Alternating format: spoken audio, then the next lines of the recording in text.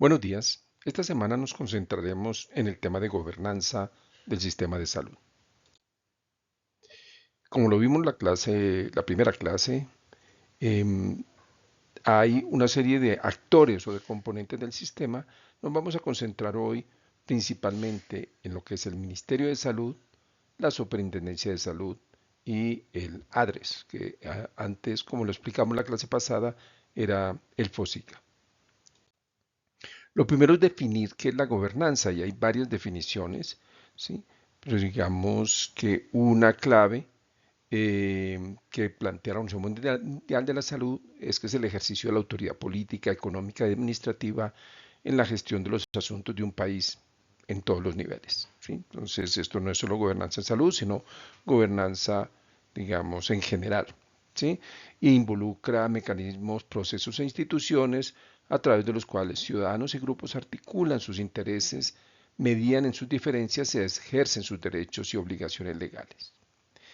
Si ya miramos la definición de la OMS más en gobernanza en salud, lo ubica más en términos de participación de actores, ¿sí?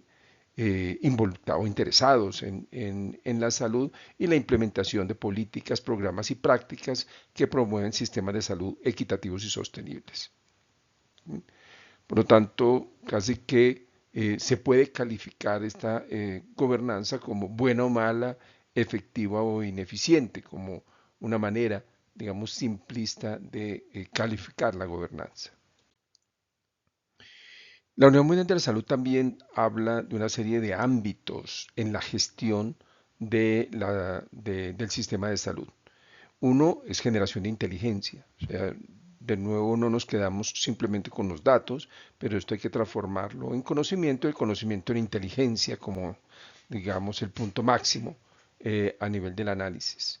Garantizar herramientas para la implementación de poderes, incentivos y sanciones, una adecuación entre los objetivos de las políticas y las estructuras y la cultura de organización, la formulación de una dirección política estratégica, la construcción o coalición de, digamos, de equipo, de asociación, ¿sí? Y una adecuada rendición de cuentas, como unos ámbitos claves cuando hablamos de gobernanza. Y el PNUD habla de principios de una buena gobernanza, ¿sí? Entre ellos está la legitimidad, el direccionamiento, o sea, tener claro un plan, eh, lo que es de performance, o sea, cómo funciona adecuadamente, la, en inglés la accountability, que podemos traducir como rendición de cuentas, y la justicia, entre ellos elemento de equidad en el acceso, por ejemplo, a servicios de salud. Entonces, si pasamos ya de definiciones a quién está involucrado, digamos, en la gobernanza del sistema, el primer involucrado es el Ministerio de Salud, ¿sí? Es el Ministerio de Salud y Protección Social hoy en día. Antes se transformó, pues antes era Ministerio de Salud. Luego hubo una fusión entre el Ministerio de Salud y el Trabajo por un periodo de tiempo y esto realmente no funcionó muy bien y luego se separó de nuevo. Sin embargo, el Ministerio de Salud sigue encargado no solo de la salud, pero de la protección social. Esto quiere decir todos los temas que tienen que ver con bienestar familiar, temas como inclusive pensiones, o sea, protección social, se incluyen dentro del dominio o la responsabilidad del Ministerio de Salud. Y se define el ministerio como el ente regulador, ¿sí? Antes de la ley 100, además, era como el responsable de prestar los servicios a nivel público. Hoy en día ya no cumple esa función, ¿sí? Cumple la función de garantizar que se presten, pero no de prestar directamente esos servicios, ¿sí? Hay unos elementos en el organigrama del Ministerio de Salud que tenemos que tener en cuenta. Hay, de un lado, un despacho del ministro, donde hay una serie de asesores. Hay el Viceministerio de Salud Pública y Protección de Servicios, que es el que más, digamos, se relaciona con la salud pública, pero igualmente el Viceministerio de Protección Social, ¿sí? También por ejemplo, por temas de discapacidad, etcétera, es importante en el tema de salud pública y está la Secretaría General. Entonces, si miramos el Viceministerio de Salud Pública y Protección Social, encontramos que tiene pues, múltiples departamentos o direcciones, ¿sí? Y esto hace que pues, es un poco complejo realmente entender. Quien lo conoce, son 23 pisos, ¿sí? Y en un piso inclusive pueden haber varias direcciones, pero digamos, hay direcciones orientadas a el tema de epidemiología y demografía, de prevención y protección en salud, ¿sí? Hay unas orientadas a los temas de talento humano, a los temas también de medicamentos, suministro de medicamentos, ¿sí? Y también hay departamentos que se encargan de definir el paquete de beneficios y el costo y evaluar el costeo, costear esos servicios. Entonces, hay muchas direcciones y luego una dirección como la de prevención y promoción, pues va a tener sus propias unidades en temas como salud sexual reproductiva, en temas como enfermedades transmisibles o enfermedades no transmisibles. Es como la estructura. Parte del cuestionamiento de esa estructura es que respondió mucho a la lógica de dimensiones con la que funcionó el plan decenal en los últimos 10 años, pero el plan decenal aprobado el año pasado es un poco distinto, ¿sí? Y funciona más con ejes estratégicos, ¿sí? El problema de plantearse, por ejemplo, un departamento de infecciosas, otro de crónicas, etcétera, es que no hay unos elementos articuladores, sino que funcionan un poco como eh, silos, como aislados, y no hay una integración. Y se pierde los objetivos estratégicos, ¿sí? Entonces aquí hay un tema importante a reflexionar de parte del ministerio en cómo está organizado. Para pensar en ese, digamos, estrategias y planes, el ministerio tiene una serie de políticas y de planes, entre ellos el Plan Estratégico Sectorial, el PES, en este momento 2023-2026, ¿sí? Que básicamente permite bajar lo que es tanto el Plan Nacional Decenal de Salud Pública como el Plan Nacional de Desarrollo. Con estos elementos claves se plantea los planes estratégicos sectoriales. Ustedes van a mirar el informe de este plan estratégico como parte de los ejercicios que haremos esta semana y se van a preguntar qué le queda faltando a este plan. ¿Sí? Aquí hay una descripción del plan, pero además hay un primer seguimiento de ese plan. ¿Sí? Entonces, ¿qué busca ese plan? Es un instrumento que permite que el sector encamine sus esfuerzos hacia el cumplimiento de la misión, visión, valores y objetivos sectoriales, midiendo los resultados de la gestión realizada para la toma de decisiones de manera oportuna. Eso es como lo que plantea el ministerio con respecto a este plan. ¿Qué más tenemos? Entonces, como les mencionaba, digamos, si miramos de arriba abajo, el Plan Nacional Decenal de Salud Pública, que está planteado a 10 años. En este plan, la Universidad de los Andes estuvimos muy involucrados en apoyar al ministerio para todo su desarrollo, para hacer consultas a nivel municipal, departamental, regional, para estructurar este plan 2022-2031, ¿sí? Y está disponible en la página web del Ministerio de Salud. ¿Sí? No solo el plan, pero 12 documentos que sustentan técnicamente el plan, desde elementos de análisis de qué funciona, por ejemplo, en intervenciones en salud pública, como evaluaciones del plan anterior, un plan estratégico o los ejes estratégicos propuestos, monitoreo de evaluación, la consulta que se realizó a nivel de las comunidades. ¿sí? El Plan Nacional de Desarrollo, que tiene una periodicidad de cada 4 años, ¿sí?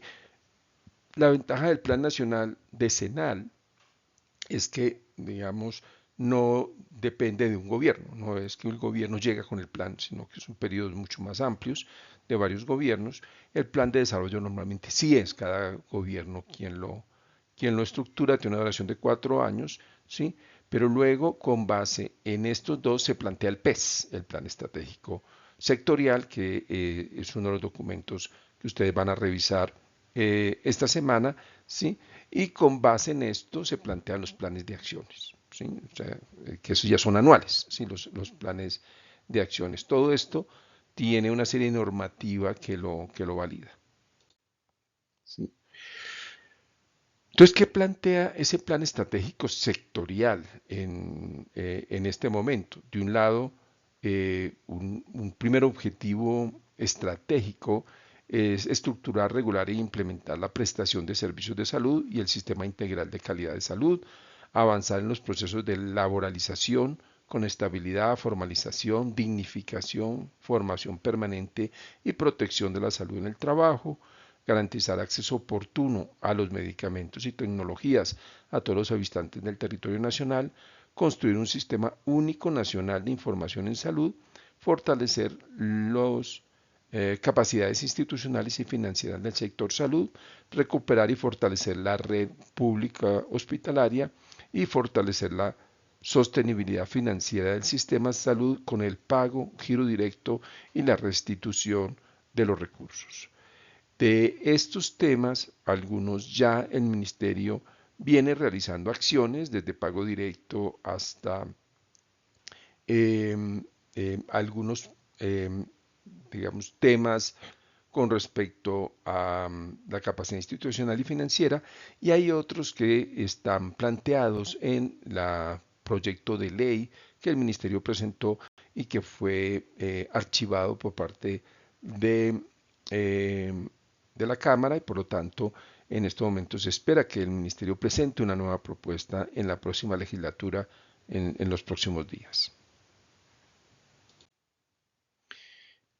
Ministerio, después del ministerio, debajo del ministerio está la Superintendencia Nacional de Salud, como veíamos en el gráfico inicial, y básicamente esta superintendencia tiene como misión proteger los derechos de los usuarios del Sistema General de Seguridad Social en Salud mediante la inspección, vigilancia, control y el ejercicio de las funciones jurisdiccionales y de conciliación de manera transparente y oportuna. Entonces, en un resumen, es lo que se llamaría una IBC, inspección, vigilancia y control, como tres áreas claves de la superintendencia, ¿sí? Y lo que busca como visión es tener una sólida capacidad técnica para que sus decisiones se basen en evidencia. ¿Qué más tenemos a nivel de la superintendencia? La superintendencia, de un lado, se encarga de vigilar a los prestadores, ¿sí? Y en esa vigilancia incluye la habilitación de los prestadores, es parte de la función.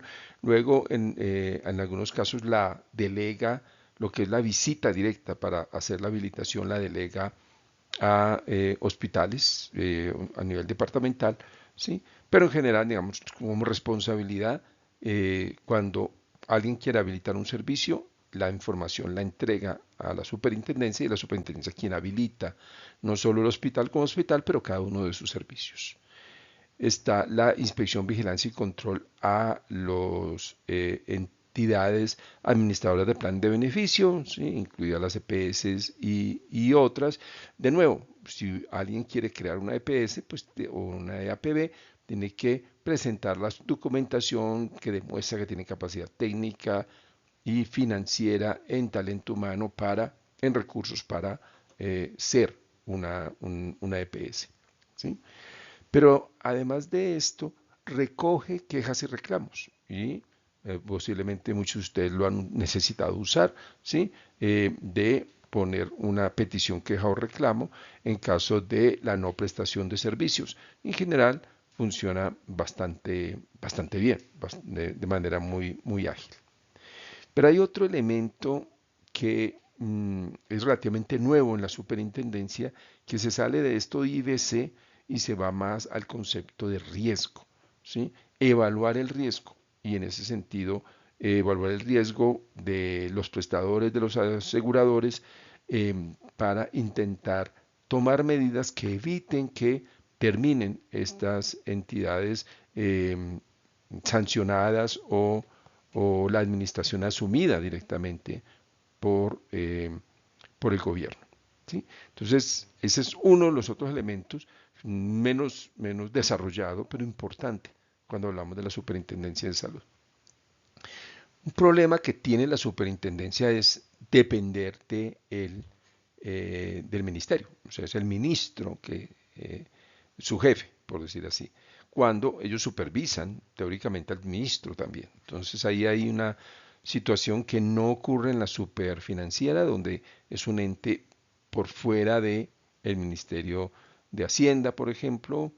Y lo otro importante es que, pues, digamos, su capacidad técnica está más en la parte de salud, por decir así, que por la parte financiera. En algún momento se planteó la posibilidad de que se separara y lo que es la vigilancia financiera la asumiera el ministerio, pues, la supersalud, perdón, la superfinanciera. La superfinanciera miró y dijo, pues si quieren me pasan, pero como ustedes manejan el tema financiero en el sector salud, yo cierro todos los prestadores y todos los aseguradores. Así que primero organícense y luego hablamos. Así que esto no parece que vaya a pasar. De nuevo, ellos tienen una estructura bastante compleja, digamos, ¿sí?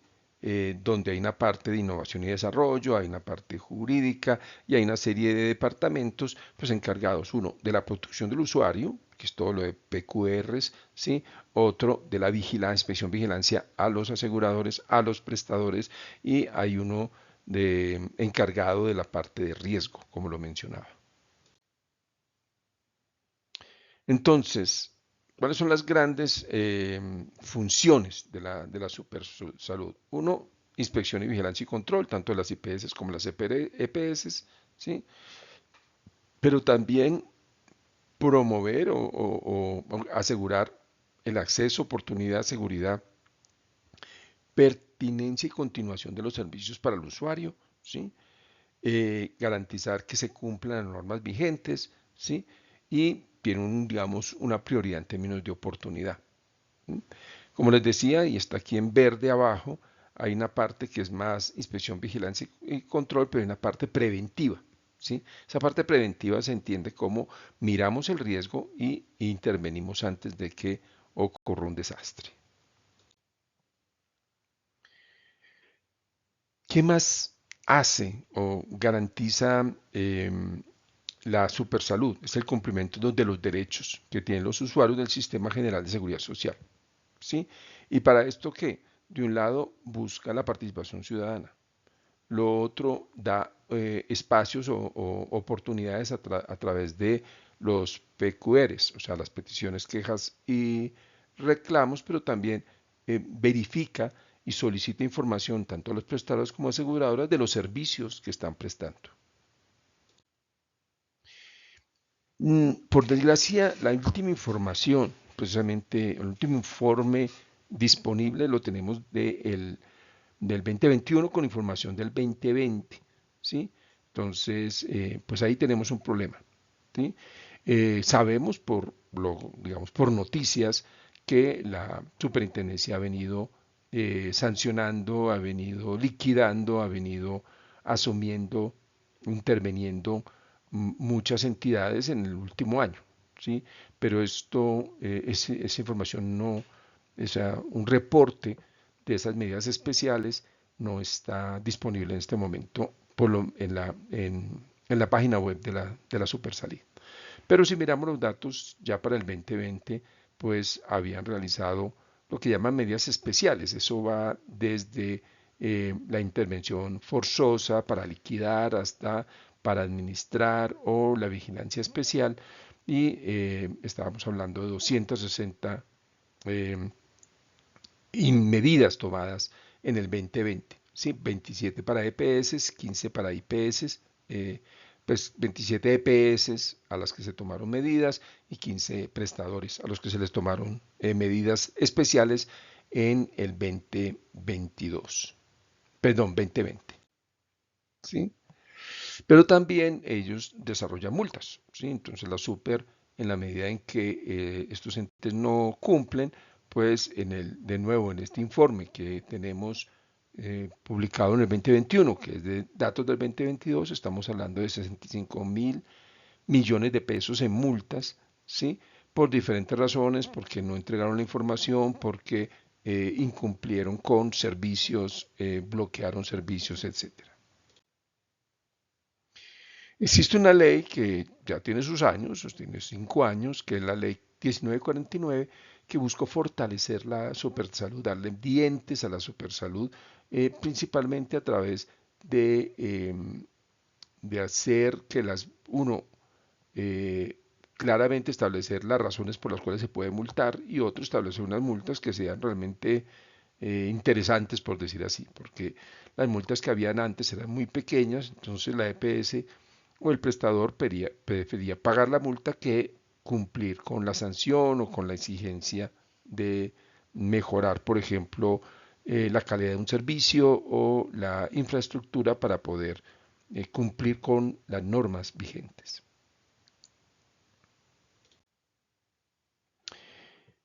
¿Por qué razones la gente coloca peticiones, quejas y reclamos que han venido aumentando? ¿Sí? De nuevo, pues esto es información mes a mes, en este caso del 2019, y entonces pues el acceso a los servicios de salud es una razón muy importante, ¿sí? La más importante para poner peticiones, quejas y reclamos. Y luego hay otros temas ya más orientados a la calidad o la oportunidad de esto, pero la principal es que se le niega el servicio y por lo tanto se hace una petición, queja y reclamo para acceder a esos servicios. Además del Ministerio de Salud, la Supersalud, ¿qué más existía, o mejor dicho, existió y de pronto va a volver a existir? Entonces, el Consejo Nacional de Seguridad Social en Salud es un organismo asesor del ministerio, ¿sí? Y estaba conformado por delegados de 14 estamentos nacionales. Eso incluía el Ministerio de Hacienda, el Instituto de Seguros Sociales, etcétera. Esto funcionó varios años y el problema que tenía es que realmente casi que el ministerio era la voz cantante en este Consejo Nacional de Seguridad Social. Sin embargo, lograba, y ahí, por ejemplo, se tomaban decisiones sobre plan de beneficios, UPC, etcétera. Esto desapareció y en la nueva reforma, que también se archivó, pero en la posible nueva reforma que el Ministerio creemos que presentará pronto, se plantea y con esto, digamos, hay un acuerdo de otros actores de la importancia de contar con un Consejo Nacional de Salud. Además de ese consejo, está el Observatorio Nacional de Salud, ¿sí? Este observatorio hace parte del Instituto Nacional de Salud. El instituto como tal es el encargado de todos los temas de vigilancia epidemiológica, no de inspección, vigilancia y control como la Supersalud, pero en vigilancia de epidemias, ¿sí? Pero además tiene un Observatorio Nacional de Salud, ¿sí? Lo interesante es que, en cierta manera, este observatorio funciona en el instituto, pero algunas cosas eh, también funcionan en la Dirección de Epidemiología y Demografía del Ministerio de Salud. O sea, ahí a veces hay confusiones de quién es responsable de qué, ¿sí? Pero este observatorio hace un monitoreo de indicadores de salud pública, ¿sí? A nivel municipal, departamento, seguimiento de condiciones específicas de la población, tiene muy buenos reportes sobre mortalidad evitable, por ejemplo, sobre el efecto del conflicto armado en la salud de la población, sobre suicidio, etcétera. O sea, tiene muy buenos informes, les recomiendo que lo revisen. Y también tienen, por ejemplo, un análisis muy interesante de población indígena, ¿sí? Que hay poco análisis con respecto a esta población. Otro fallecido, ¿sí? Dijimos Consejo Nacional de Salud desapareció. Otro fallecido fue la Comisión Reguladora de Salud, la CRES, fue creada en 2007, pero le tomó casi 3 años en realmente arrancar y vivió apenas como 3 o 4 años, ¿no?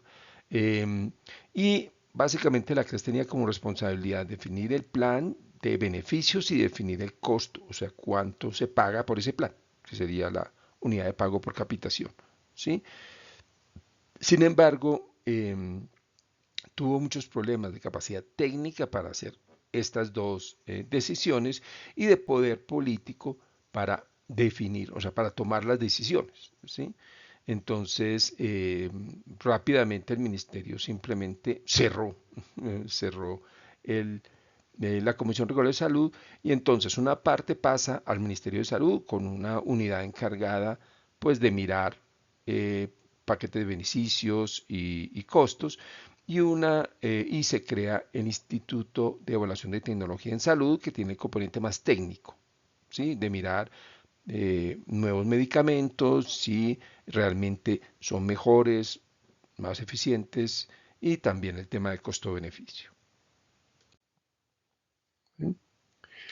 Luego, a nivel intersectorial, existe la Comisión Intersectorial de Salud Pública. Esta comisión es una instancia muy poco dinámica, básicamente casi que el Ministerio de Salud se ha quedado solo allí, donde quien se esperaba que liderara es el DNP, pero no se le ha dado, digamos, la, el poder para poder hacer eh, este liderazgo y los otros sectores, educación, hacienda, tal, han tenido una participación muy limitada. Por lo tanto, realmente la Comisión Intersectorial, la reforma nueva del ministerio que se archivó, habla de la creación de una comisión intersectorial de nuevo, pero pues un poco el cuestionamiento de otros sectores es, pues ya existe una, ¿por qué no mejor fortalecerla que crear una nueva?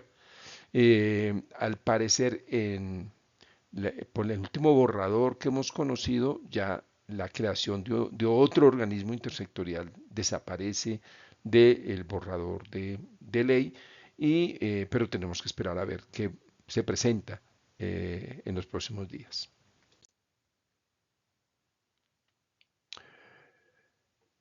Hay unos elementos claves, ¿sí? Que el ministerio está planteando, ¿sí? Entre ellos están como 5 momentos que consideran claves, ¿sí? Uno de ellos es un primer momento de un encuentro alrededor de temas transversales dentro de este concepto de intersectorialidad, ¿sí? Llegar a unos acuerdos de acciones concretas, unas alianzas estratégicas entre los diferentes sectores, ¿sí? Y buscar una gestión de política pública participativa con un quinto momento, es un momento de transectorialidad, ¿sí? Esa poco sutil diferencia entre intersectorialidad y transectorialidad es que la intersectorialidad se entiende como que un problema requiere que diferentes actores se involucren. El concepto de transectorialidad es que un problema realmente es el problema de diferentes actores, ¿sí? Es un poco sutil, pero importante esa diferencia entre transectorialidad e intersectorialidad. En otras palabras, la intersectorialidad, el problema del Ministerio de Salud y los demás ayudan. La transectorialidad, el problema es de todos, para intentar explicarlo mejor. ¿Sí? Como decíamos en la primera clase, existió el FOSIGA, pero desapareció y se creó el ADRES. ¿Sí? ¿Cuáles eran las grandes diferencias?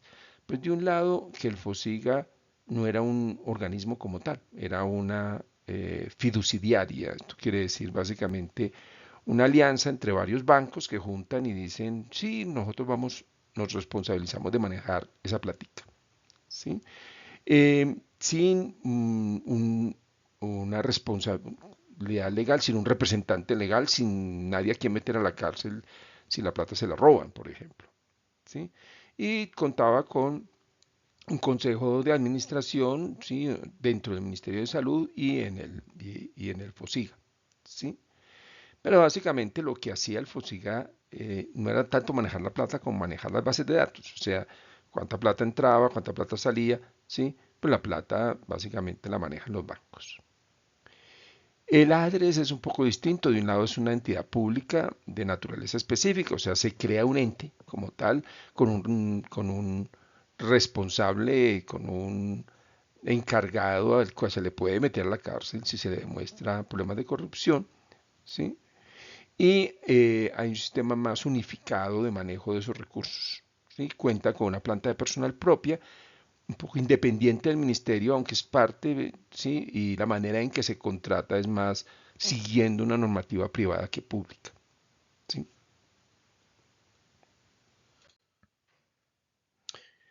Hasta aquí los entes, los grandes entes, ¿sí? Pero como decíamos al principio, un elemento clave es el acceso, es garantizar el acceso a los servicios y para eso básicamente hay que garantizar que se cuenta con unos estándares de calidad. ¿Sí? Con qué oportunidad se atiende una emergencia, con qué oportunidad una persona que necesita una mujer que necesita una obstetra o un ginecóloga o un hombre que necesita un eh, internista, un niño que necesita un pediatra, con qué celeridad, digamos, qué tan accesible, en cuánto tiempo, con qué oportunidad tienen esos servicios. Y por lo tanto se plantea un sistema obligatorio de garantía de calidad. ¿Sí? Este sistema aplica tanto a aseguradores como a prestadores, a todos, ¿sí? No aplica para los regímenes especiales. Hablábamos en la primera clase de estos regímenes especiales, que incluye el Ejército, la Policía Nacional, el Magisterio, Ecopetrol, ferrocarriles, bueno, lo que queda de ferrocarriles, ¿sí?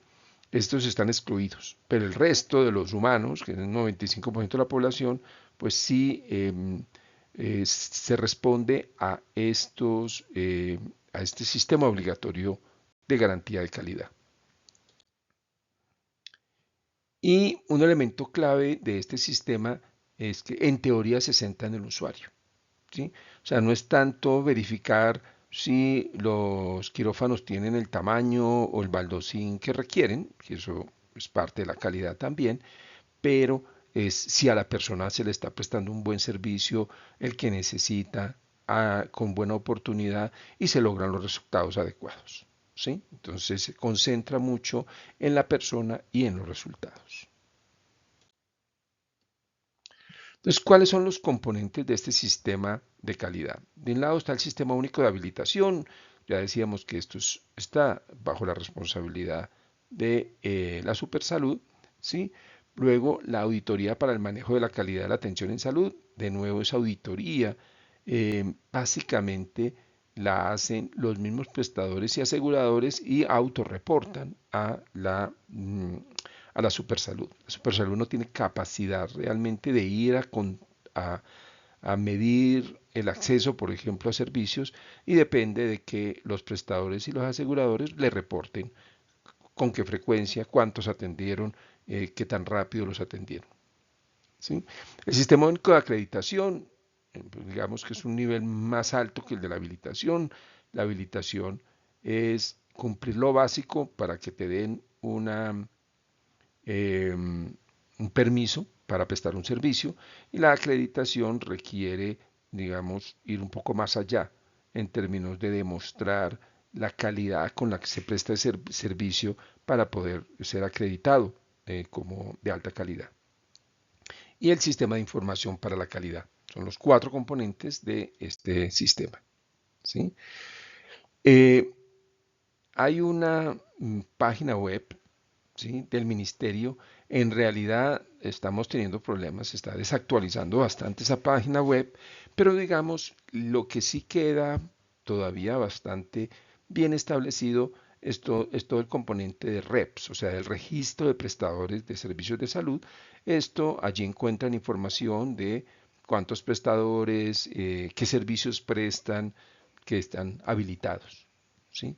Pero otros elementos, por ejemplo, la oportunidad de las citas, deben ser reportadas periódicamente, pero actualmente no se está encontrando, el ministerio no está entregando esa información procesada de una manera fácil para leerla. ¿Sí? Hay alguna información que se puede adquirir, pero en general tenemos serios problemas para estar atentos a toda esta parte de, por ejemplo, porcentaje de pacientes con hipertensión controlada, ¿sí? El tiempo para la atención de emergencias vitales, etcétera. Ese tipo de indicadores estaban en el CISPRO, hoy en día es muy difícil encontrarlos. Aquí hay algunas de las páginas web de todo el sistema obligatorio de calidad del Ministerio de Salud y del CISPRO, ¿sí? Y también en SuperSalud se pueden encontrar informes más como lo vimos antes de peticiones, quejas y reclamos y toda la parte de sanciones que de la parte de calidad. Hay alguna información financiera que está bastante detallada en la información que los aseguradores y prestadores entregan a Supersalud, pero en calidad la mayoría de esa información tiene una pésima calidad en realidad, que es muy paradójico. Entonces, digamos, cuando hablamos de gobernanza, ¿dónde están los problemas? Hay un primer problema y es de rectoría. Y ese problema de rectoría en parte se debe a que precisamente el ministerio le está costando definir y implementar, en este caso, lograr, por ejemplo, que las leyes, articulado de la ley, le introduzca un sistema de información único, etcétera. Entonces, hay un problema de liderazgo, por decir así. Hay un problema también de credibilidad, ¿sí? El mismo gobierno, pues, ha hablado de que el sistema de salud colombiano es uno de los peores del mundo. Entonces, en la medida en que no se cree en el sistema, pues el líder, que es el ministerio, pues cae también en esta cascada de desconfianza con respecto al sector y al sistema. Em, lo otro importante a mencionar es que, digamos, hay un cambio, que depende de quien lo diga o quien lo vea, se puede entender como un proceso más, o sea, el ministerio ha cuestionado el gran peso que adquirió el sector privado en el sector y veía la necesidad de recuperar liderazgo del ministerio y del sector público y los hospitales públicos. ¿Sí? Eso es parte de lo que... entonces se puede interpretar como una estatización.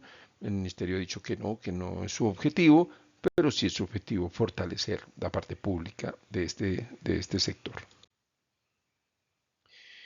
Pasamos a un último capítulo y es lo que tiene que ver con descentralización. Estamos hablando de gobierno es, bueno, la gobernanza es poder, ese poder está a nivel nacional en el ministerio, pero luego están los departamentos, los municipios y hay una serie de políticas de descentralizar, sobre todo hay una ley 715 que planteó la descentralización, ¿sí? Y hay una serie de recursos y que vienen aumentando los recursos que se le entregan de un lado y que puede manejar directamente los departamentos, los municipios o que los departamentos o municipios generan, por ejemplo, por rentas de regalías, pues, por el petróleo, por el gas, pero también por la producción de ron, de licores, por rifas, juegos y espectáculos. Entonces hay unos dineros que producen, por decir así, los departamentos y por lo tanto parte de ese recurso hoy en día lo pueden manejar directamente los departamentos. ¿Sí? El segundo documento que les hemos pedido que revisen y para ello vamos a utilizar un PDF y una lectura en Acrobat donde ustedes pueden plantear comentarios o preguntas e igualmente pueden responder una pregunta que haya hecho algún otro compañero o compañera. ¿sí? Es un documento de la Universidad de Antioquia que hace un análisis de la gobernanza del sector teniendo en cuenta diferentes elementos, ¿sí? Lo que es el desempeño de la dirección, de ese lineamiento estratégico del que hablábamos, la aplicación y el flujo de los recursos, la gestión y afiliación en aseguramiento de la población pobre, la organización y gestión, prestación de servicios a esta población y la ejecución de recursos destinados a la prestación de servicios de la población pobre no afiliada. Son algunos de los criterios. Con base en esos criterios, el CEIS, el Centro de Investigación de la Universidad de Antioquia, planteó un análisis, ¿sí? De la gobernanza, sobre todo a nivel territorial, y tuvo también en cuenta lo que se llama el formulario único territorial, ¿sí?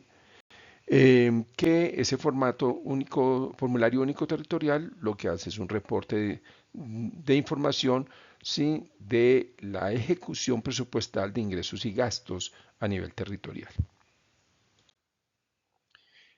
Em, Tenemos que tener en cuenta que esa descentralización pues ya lleva más de 3 décadas y tiene niveles muy diferentes. Hay departamentos o inclusive municipios con muy buena capacidad y hay una clasificación de 1 a 5. Entonces los departamentos con muy buena capacidad técnica y financiera reciben los recursos y los manejan ellos, pero hay municipios de nivel 1 a los cuales no se le entregan recursos, que dependen de que todavía el departamento se los maneje eh, como niños pequeños, por decir así, ¿sí? Entonces ahí hay un desequilibrio y hay un problema en la descentralización y hay cierto fenómeno de recentralización, por ejemplo, que el pago directo se plantea a nivel central. Y lo que encontraron, algunos de los problemas encontrados también por otro estudio que hizo Así Vamos en Salud, ¿sí? Es la falta de capacidad, tanto en recurso humano como financiera, para que los entes territoriales realmente puedan liderar, ¿sí? Y la dificultad porque realmente el recurso le llega es a las aseguradoras, no a los entes territoriales. Por lo tanto, el que maneja la plata tiene el poder. En ese sentido, pues lo que digan las secretarías de salud pesa poco, siendo francos. ¿Sí?